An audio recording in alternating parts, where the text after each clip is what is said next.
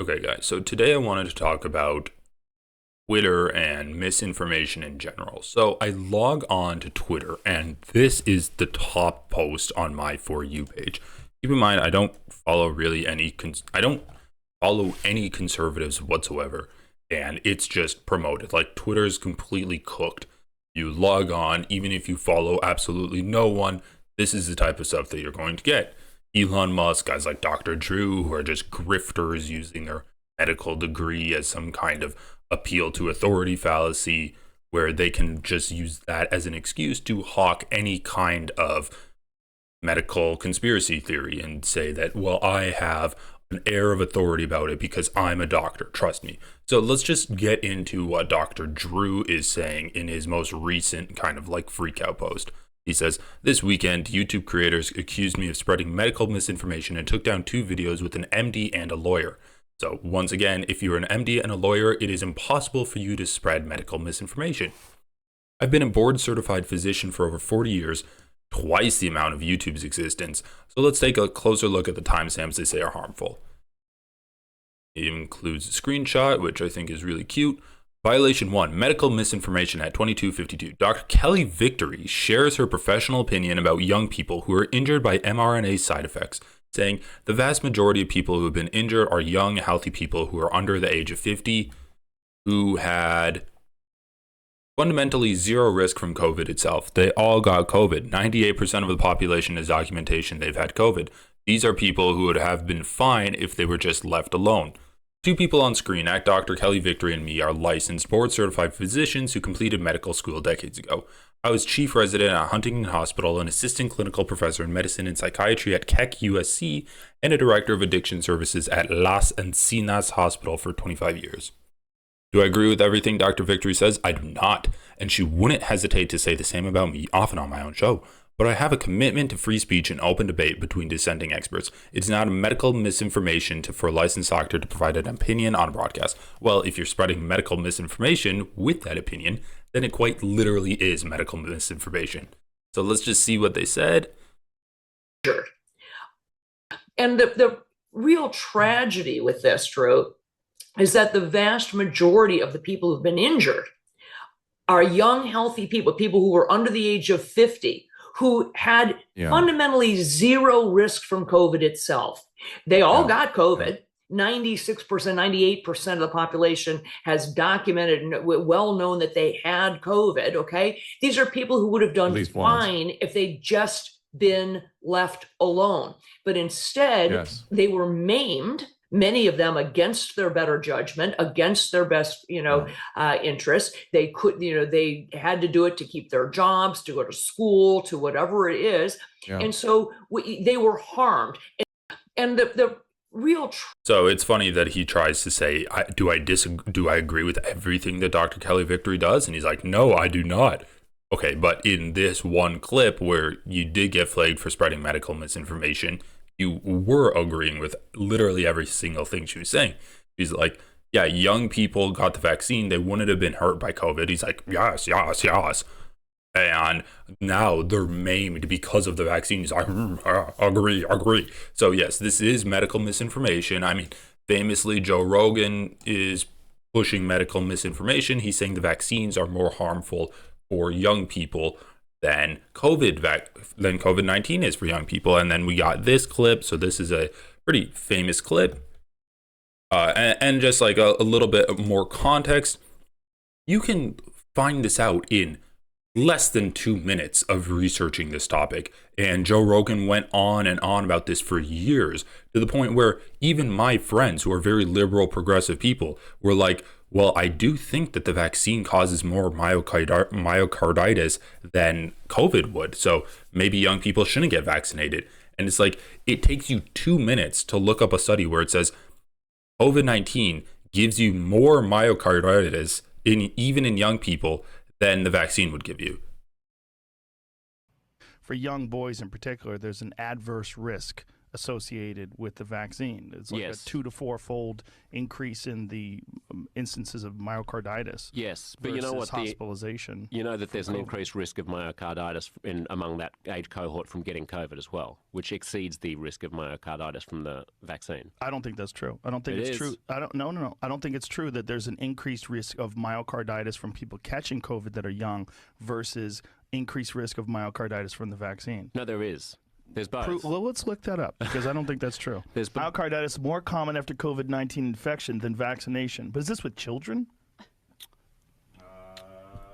Yeah, we're talking about With young people. Men and boys aged under 30 after this is what it says here. With children is the issue. Well, no, we were talking about 15-year-olds. Well, we're talking about young children. Male So, yes. child, 12 to Yeah. 17. 12 to 17 more likely to develop myocarditis within 3 months of catching COVID at a rate of 450 cases per million infection. This compares to 67 cases of myocarditis per million at the same time following their second dose of Pfizer. Yeah, so you're about 8 times likelier to get myocarditis from getting COVID than from getting the vaccine. That's interesting. Now, that being is said- not what I've read before, but also Yeah, well, Joe Rogan's a dumbass, right? Okay, so anyway, this is just pretty blatant medical misinformation that he's spreading. It's extremely provable with just the bare minimum amount of research required to look up what the latest studies have been saying about this. And then he's saying that I am presenting this medical misinformation due to my dedication to freedom of speech, which is completely BS. You do not have the freedom of speech to actually harm people with your speech. You do not have the freedom of speech to yell fire in a crowded theater. You do not have the freedom of speech to spread medical misinformation that will get people killed. When you are saying that actually getting vaccinated is more dangerous than getting COVID, so you should just get COVID and get kind of inoculated that way, that will get people killed. That is medical misinformation that is dangerous in the setting of a public health crisis. And even 4 years after the pandemic, still telling people that getting vaccinated is dangerous, it's more dangerous than just getting the disease itself, is complete medical misinformation. So then he goes on to say, here's Dr. Fauci in 2023 insisting that there's no doubt that masks work despite the data and opposition from public health experts like epidemiologist Dr. Harvey Risch. Well, yeah, if you look up, do masks work or not, there is no doubt masks work. There have been studies proven, there have been studies that have shown that masking and people that stick to masking, that reduces the spread of airborne viruses than of respiratory viruses. So once again, medical misinformation by Dr. Drew trying to say that if you don't have a mask, you're going to be just fine. And people that are masking are being absurd, right? Then we have another, so I love this where he's like, I did medical misinformation, but Dr. Fauci said a correct thing. Okay, what's your point? He said something that's correct that actually helps people survive a pandemic. You said something that's incorrect, which causes people to die. Violation 2, medical misinformation at 3821. Attorney Warner Mendenhall of at Akron Law Firm shares his professional opinion and details the case he's fighting. Okay, let's just see what he says. No longer works. I believe about 500,000 people have died from taking the shot. We're currently representing people. One of my clients, unfortunately, is extremely ill. Her spinal cord has been damaged. Her diaphragm no longer works properly. She's having trouble breathing, and she's 40 years old. And she took it because of her job. That's a lady named Danny Baker, by the way. She goes by Coerced Nurse on Twitter, and she's a fantastic client to have, and we're going to try to make a point with that. Yeah, so she goes by Coerced Nurse on Twitter. Once again, it's a grifter representing a grifter in a lawsuit against vaccines. This is so funny. If you are filing a class action lawsuit on behalf of 500,000 people that have died because of the vaccine, why do you need to highlight one person whose spinal cord is degenerating and they're having trouble breathing after getting vaccinated? So this is so funny. Grifter, and this is the robust freedom of speech that he is so dedicated to on his show, right? Just sitting there and grunting in approval as his guest spouts off medical misinformation. Again, this guy saying, I believe that 500,000 people have been dead because of the vaccine. That is medical misinformation, even though he's saying, I believe it, right? And if this guy had any shred of integrity, he would push back on that. He would challenge him on that, make him actually support that claim that he's making. But he doesn't. And it's not like there is any actual evidence. It's not like these guys actually have a case against vaccines. But this guy at Akron Law Firm and the coerced nurse on Twitter, they are just grifters. They are using this to promote their own brand. Okay? So, by the way, here's Rachel Maddow telling MSNBC News, we know the vaccines work well enough that the virus stops with every vaccinated person. A vaccinated person gets exposed to the virus does not infect them. The virus cannot then go. So anyway, he's trying to say that, well, you know, I'm a medical expert who brings on people that are grifting with medical misinformation. Rachel Maddow made a statement that the vaccine will stop you from getting the virus. Okay, so you're trying to, like, are you mad that she spread medical misinformation, or you're mad at the double standard? Well, the one reason why your kind of medical misinformation is way worse than Maddow's medical misinformation is that we do know that vaccines work, and encouraging people to get the vaccine is a good thing. Telling people that if you get vaccinated, you're going to die is not a good thing. So let's continue with this. How do I get these warnings removed? It's simple. I must attend YouTube's re-education training and be a good boy for 90 days. So translation, you need to click, you acknowledge the training, and then you need to not violate their terms of service for 90 days because that's how long it takes for a copyright, for like a channel strike to get taken down off of your video. These aren't the first warnings or strikes I've received from at YouTube. The first time this happened, my producer got on the phone with them and made peace. It's hard to moderate billions of hours of content, and YouTube will sometimes make mistakes. Yeah, this isn't a mistake. YouTube is free to stay on the wrong side of history. Their house of the rules. But it's time like these when I'm especially grateful that at Elon Musk brought free speech back to the public square. Both Ask Dr. Drew episodes are still available on X, and I refuse to delete even one. Wow, he is such a warrior. So this is another thing that I wanted to talk about. The amount of misinformation on TikTok, and just like the amount of grifters in general, for the Republican side, there are some grifters for the Democratic side as well, but mainly the Republican side, people just straight up lying to your face it's always been there, right? But it seems lately that it's been skyrocketing.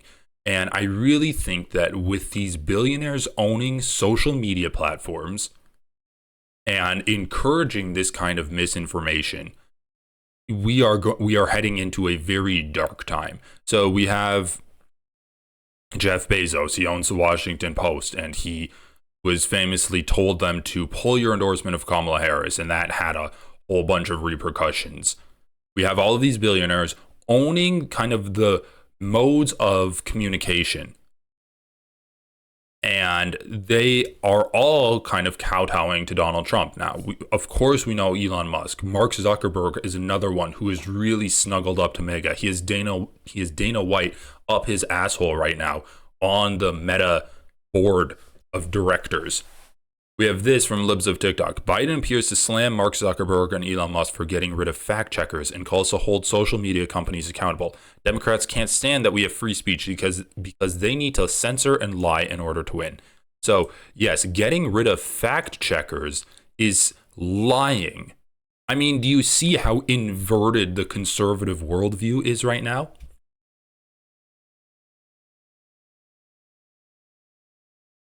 There's no clearer example of Elon Musk's Twitter and misinformation than this. So yesterday I opened up Twitter and Dr. Drew was the first post on my feed, which was medical misinformation. Today I open up Twitter and the first post on my feed is Elon Musk, and he posts this picture of an astronaut on the moon. Here we go. World of statistics, number of successful soft landings on other planets and the moon. And then they list off the different landings. Literally, second post underneath that. Did we land on the moon? With 43,000 votes, 60% say no.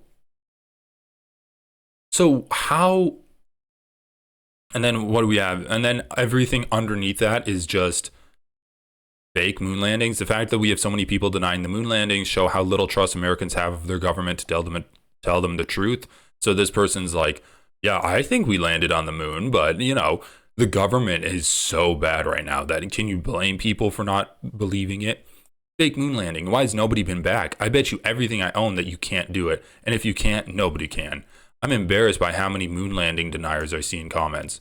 Okay, well, that one's actually kind of true. The amount of people not believing in moon landings is concerning. Okay, well, this is concerning, right? 60% of people say we did not land on the moon. And I'll just assume that this wasn't botted to hell. But this is the kind of misinformation that Elon Musk is spreading. And this misinformation, along with the Dr. Drew and all of those types of alternative medicine grifters, along with libs of TikTok and Mark Zuckerberg saying that we shouldn't have fact checkers, and the fact that you want fact checkers is evidence that you are lying to get your way. All of this is an attack on not only freedom of speech, but freedom of fact, the freedom to hear from an authority source and have that be something that you can kind of trust.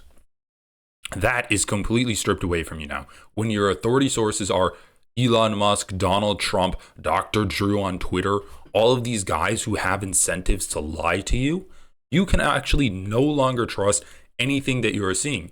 And when you can't trust anything that you see, when you log on to Twitter and you see the top people on Twitter are saying that the moon landing was fake, that vaccines are killing you. When your authority source on Twitter is twisted, why would you trust the government with anything either? Why would you trust the CDC when they say that vaccines are actually helpful? Why would you trust Biden when they say that like we actually did go to the moon, right? Why would you trust any of this when this is the kind of stuff that you're getting? So all of this is an attack on just the public consciousness and media consumption that Americans have. They can no longer trust anything they're seeing on the news, and thus they're way more susceptible to grifters like Elon Musk, like Dr. Drew. This is not a coincidence. This is actually completely engineered by these billionaires. Fox News obviously has made a career off of lying to people, so much so where they say we're not even a news program, thus we can lie to things. We're just entertainment, right? We're not news and education, we're entertainment. So we have them completely undermining news. We have this from Facebook. So this was really interesting too. Axios. This was in 2021. So right after the 2020 election where Biden beat Trump. Immediately after Biden beats Trump, what do we see here? Facebook to downplay politics on its platform. Facebook CEO Mark Zuckerberg on Wednesday said the company will dial back on pushing political groups and content to users. Why it matters. Facebook is hoping to dim intense political pressure from conservatives and liberals by backing away from arguments it's long made that political speech is vital to free expression. On a call to investors, Zuckerberg said that the company will stop providing recommendations for users to join civic and political groups on a long-term basis. Wow. So Facebook, a massive media company, is disencouraging people to get involved politically. That can't have any negative consequences. The company had done so temporarily leading up to the US election last year. Zuckerberg said Facebook plans to extend this policy globally as well. Facebook also plans to take steps to reduce the amount of political content in the newsfeed, although Zuckerberg didn't provide any details about how it plans to do so. So also reducing the amount of political content. Not only political engagement, but just political awareness. He said users don't want politics and fighting to take over their experience on the app. What he's saying, there has been a trend across society that a lot of things have become politicized and politics have had a way of creeping into everything, Zuckerberg said. A lot of the feedback we see from our community is that people don't want that in their experience. We have to balance this carefully because we do have deep commitment to free expression, he added. If people want to discuss politics or join those groups, they should be able to do that, but we are not serving community well to be recommending that content right now. So that's literally fucking hilarious. They're like, if you want to join civic and political groups, which assumably is to help your community, that's not helping community. That's not serving the community to join a civic group. Inflammatory political speech on Facebook and the company's handling of it has been its biggest regulatory and reputational threat for years.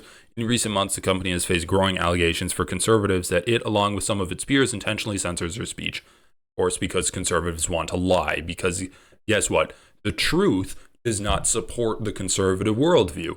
The truth actually flies in the face of the conservative worldview. And if you can just censor the truth, then being conservative becomes a lot more appealing. In recent months, the company has faced growing allegations from conservatives that it, along with its peers, intentionally censors their speech. Those claims have intensified since Facebook indefinitely suspended former President Trump following the Capitol riot. So once again, you commit an insurrection, you get banned off of social media, and thus you are being biased against conservatives. You should be able to lie. You should be able to commit insurrections if you're a conservative, because the media is just biased against conservatives.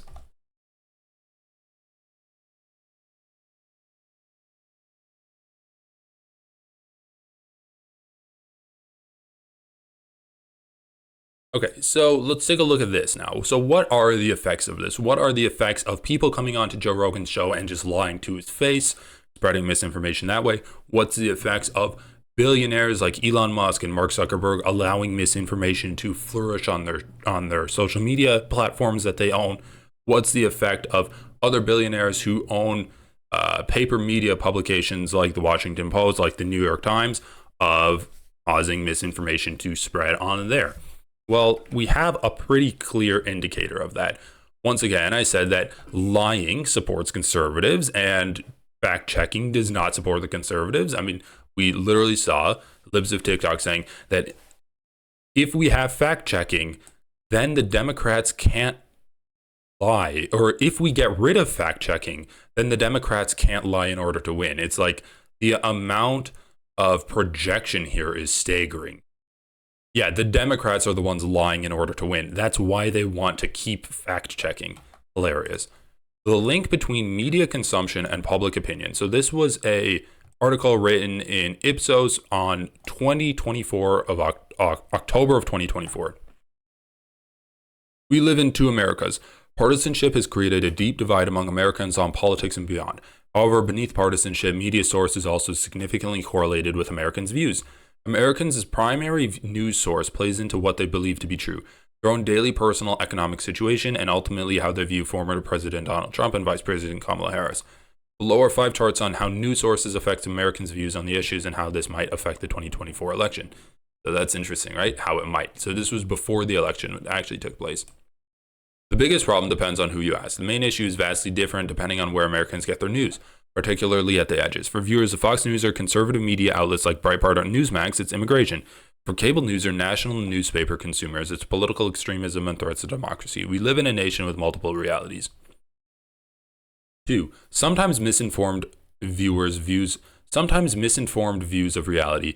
Media sources also affect people's understanding of what's true or not. Notably, Americans who primarily get news from Fox News and conservative media and social media / other are more likely to question about inflation and crime incorrectly than Americans writ large. So, most likely to answer questions about inflation and crime. On the other hand, in May, Ipsos polling found that cable / news national newspaper consumers were less likely to answer questions about the level of border crossing correctly. This is the information landscape we live in, so obviously it's just like your bias based off of the news that you consume. Media source also affect people's perceptions of their daily costs. Consumers of Fox News or conservative media are the least likely to say they have seen grocery or gasoline costs go down. With inflation and the economy being the potential decider of this election, this is impactful. Misperceptions about the issues affect Americans' views of the candidates. Americans who answer questions about inflation incorrectly are more likely to prefer Trump over Harris on the economy. The same pattern holds true on immigration and crime.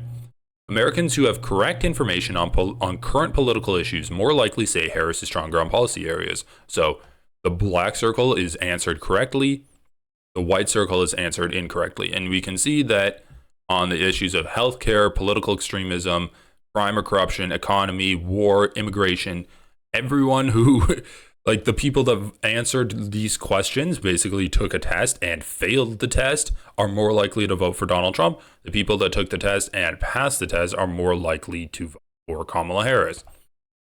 We have that in over the last few months, unauthorized border crossings at the U.S.-Mexico border are at or near the lowest level of the last few years. True. Inflation in the U.S. has declined over the last year and is near historic averages. True.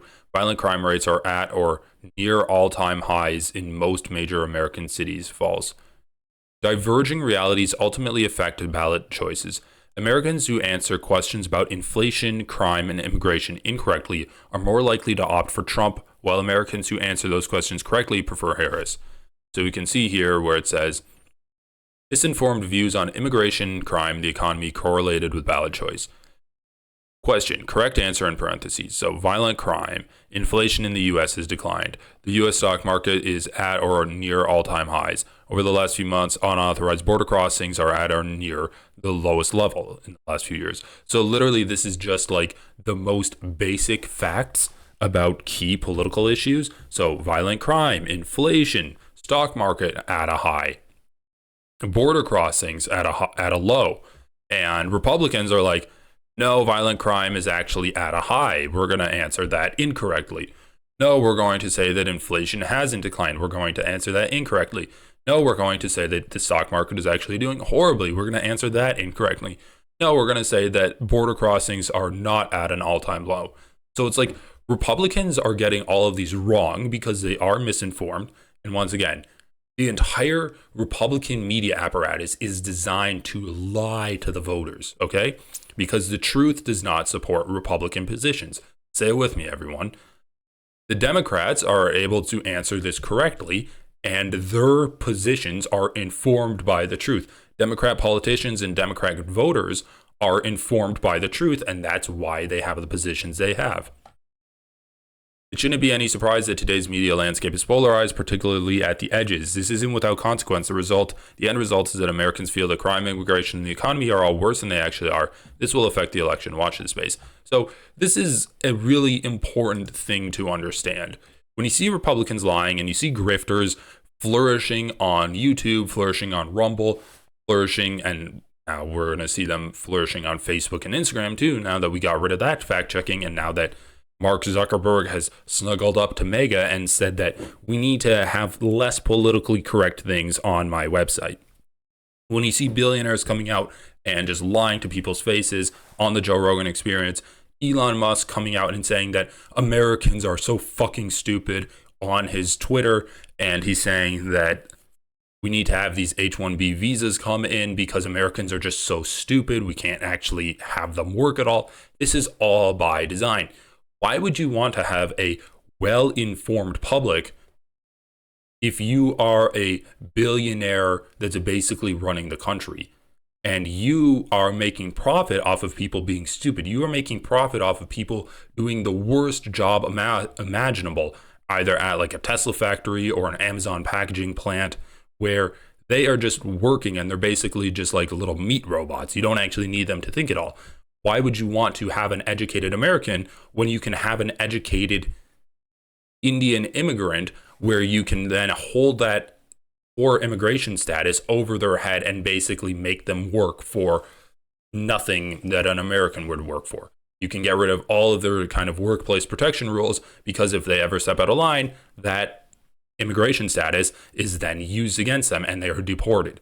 Why would you want to have an educated American populace if really all you care about is your legacy? And I'm probably going to die in the next 50 years. I don't care if America goes to hell. I'm going to be the richest man in the world. I'm going to maintain that richness, and I'm going to be the first trillionaire. I don't care how bad things get for Americans when I can be the first trillionaire and I can go down as the greatest person of all time, right? Or running the greatest companies of all time. So when you hear about how stupid Americans are and how stupid Republicans are and how Americans are so screwed, right? Know that this is completely by design. We have had our education system cut out from underneath us. We have had the truth, the truth that we're getting from our media sources completely undermined by guys like this. Fox News and all of these conservatives on these public social media platforms have been actively undermining Americans' critical thought, their education, and just their access to the truth. And it's all in the service of fattening their own wallets and getting Republicans who are sympathetic to fattening the wallets of their billionaire donors into office. So this is a very dark part of history we're in, where it really does feel like a return to the feudal ages, where if you learn how to read as either a slave or a feudal serf, that is an undermining of the system. And these billionaire oligarch feudal lords are really trying their best to keep your education at a minimum. And then they complain about how stupid their populace is, so they're going to have to bring in people that they have even more power over to kind of do the jobs that they're complaining you can't do. It's a very dark period of American history that we're going through right now, and it's only going to get worse. Anyway, on that note, thanks for watching, and I hope you have a great rest of your day. I'm going to try to keep this channel coming at you with the truth, because this is going to be sorely needed when there's so many grifters out there. Thanks for watching, everyone, and I'll see you later.